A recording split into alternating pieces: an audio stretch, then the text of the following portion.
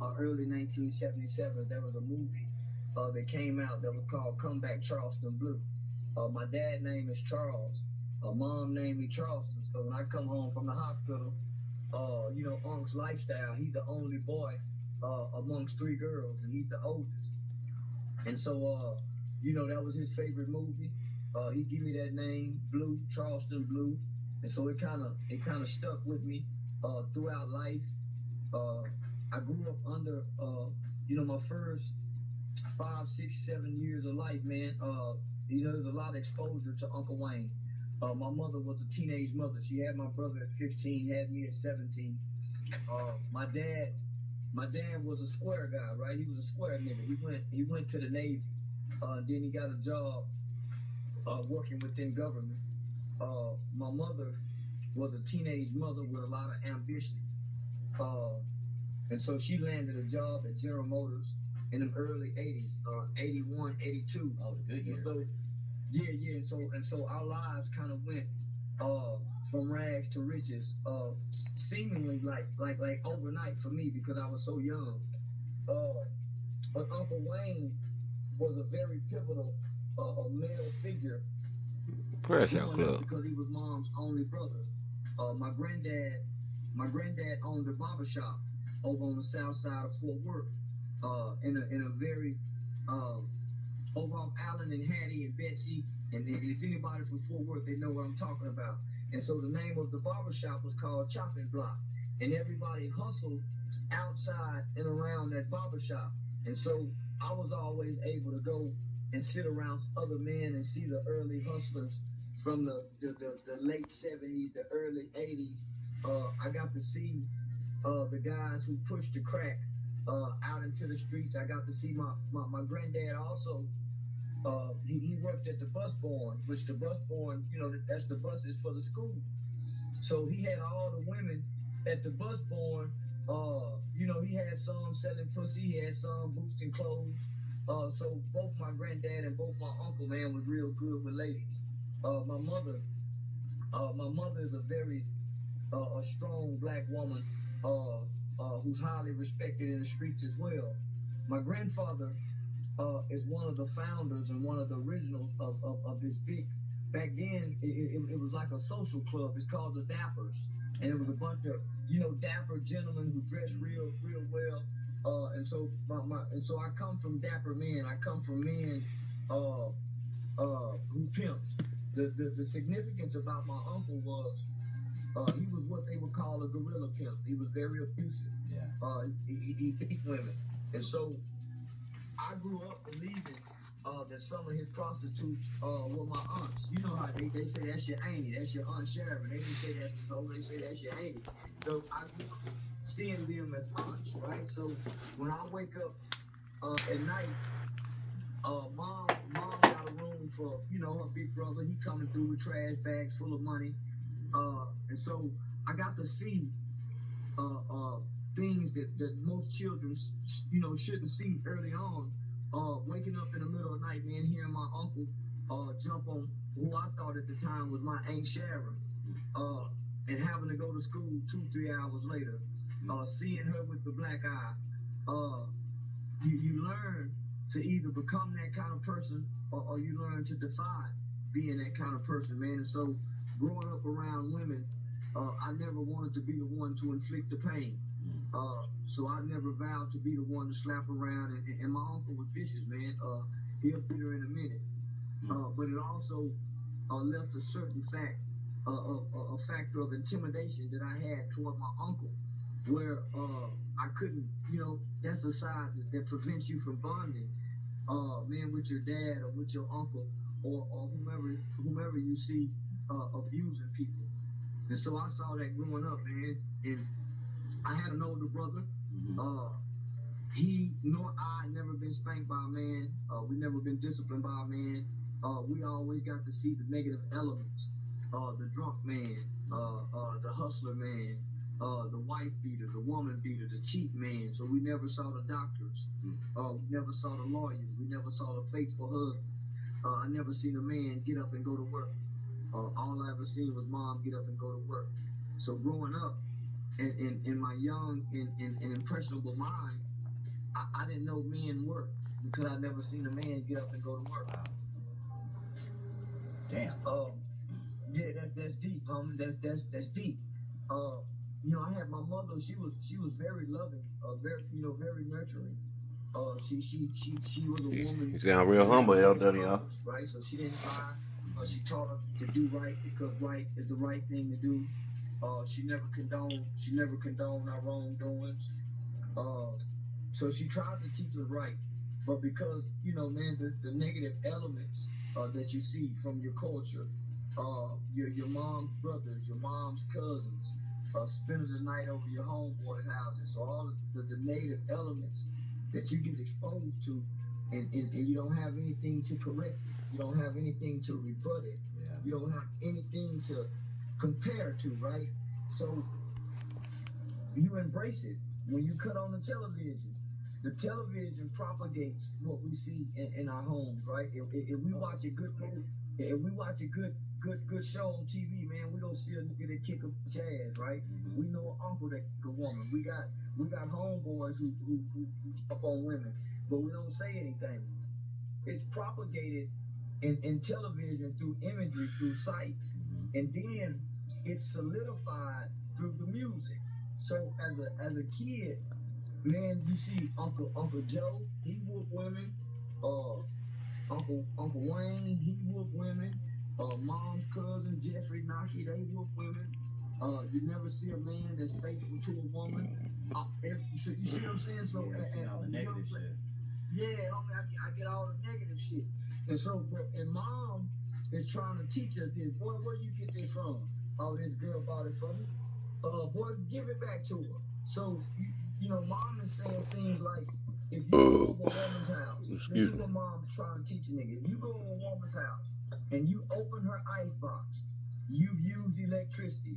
If you grab her remote and start flicking the television, punching on buttons with the remote, you using electricity. If you go in there and pee in her bathroom and flush her toilet, you done use some water. So you less than a man, son. If you go over there and you sleeping with that woman, you can't help that woman in those areas.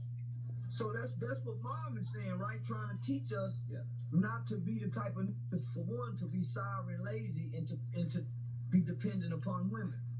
On the flip end, you hearing all the bullshit from the men, from the players, the gigolos, the max, and it's counterproductive to what mom is teaching. Yeah. And so as a boy, I'm saying, yeah, mom, I hear what you're saying, but I need to identify with a man. I need a man to reiterate what mom is saying.